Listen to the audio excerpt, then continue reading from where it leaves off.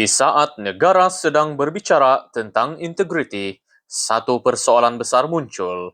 Adakah peletakan jawatan mampu memadamkan persepsi atau sebenarnya membuka lebih banyak persoalan? Dalam suasana politik yang semakin rumit, rakyat kembali tertanya, siapa yang sedang mempertahankan image dan siapa yang sedang mempertahankan diri? Salam sejahtera, kembali lagi di channel Arena Rakyat, tempat isu jadi bualan. Tuan-tuan dan puan-puan sekalian, peletakan jawatan Datuk Seri Samsul Iskandar Muhammad Akin sebagai setiausaha politik kanan kepada Perdana Menteri selepas terpalit dakwaan rasuah mencetuskan gelombang perbincangan nasional. Walaupun tindakan itu dilihat sebagai langkah moral yang sering diamalkan dalam sistem demokrasi, timbul persoalan lebih besar. Adakah ia memadai untuk mempertahankan imej kerajaan Madani? Saudara-saudari yang dihormati, penganalisis politik Dr. Hussain Yusri Zawawi berpendapat bahwa tindakan ini belum cukup kuat untuk meredahkan persepsi awam. Beliau menekankan bahwa jika benar ingin menegakkan integriti, langkah seperti membuat laporan polis atau SPRM adalah kunci untuk mengembalikan kepercayaan rakyat. Ini karena, kata beliau, meletakkan jawatan hanyalah fasa pertama, namun proses undang-undanglah yang menjadi kayu ukur keberanian politik. Hadirin yang budiman, apa yang menarik, tindakan Samsul digambarkan sebagai usaha melindungi imej kerajaan daripada terus diserang persepsi negatif. Dalam konteks pentadbiran moden, langkah seperti ini sering dianggap bertanggung jawab, namun kerisauan muncul apabila tindakan moral dipisahkan daripada proses penjelasan yang telus.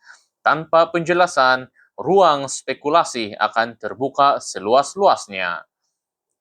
Rekan-rekan penonton, kita juga harus memahami bahwa dalam politik era digital, persepsi mampu membentuk naratif lebih cepat berbanding bukti.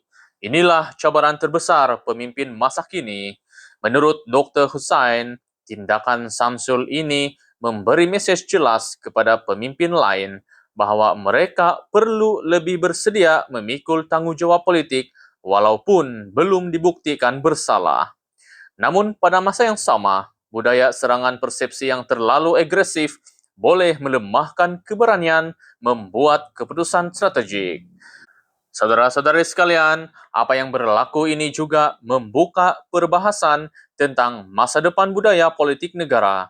Jika pemimpin mula mengutamakan tanggung jawab moral, ia berpotensi melahirkan budaya politik yang lebih matang dan berintegriti seperti yang diharapkan rakyat.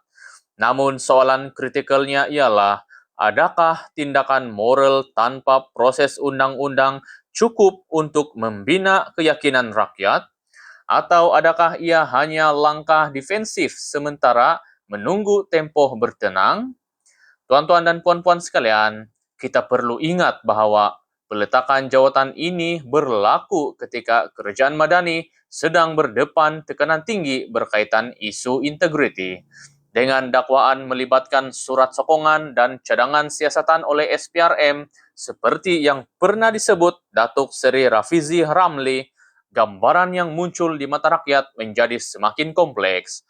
Rakyat menunggu bukan sekadar tindakan politik, tetapi tindakan undang-undang yang jelas. Saudara-saudari yang dihormati, sehingga kini Samsul mendakwa beliau menjadi sasaran pencobaan mencemarkan nama dan imej kerajaan. Tetapi tanpa proses membersihkan diri, persoalan ini akan terus menghantui ruang perbualan awam. Dalam politik moden, diam bukan lagi strategi selamat. Ketelusan adalah mata wang kepercayaan. Jadi, dalam suasana politik yang syarat persepsi ini, persoalannya kini kepada Anda.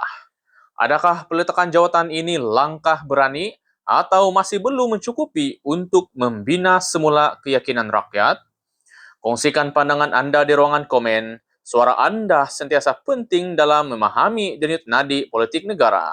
Dan jika Anda mau terus mengikuti isu-isu panas yang menjadi bualan rakyat, jangan lupa like dan subscribe. Terima kasih karena setia bersama Arena Rakyat, tempat isu jadi bualan.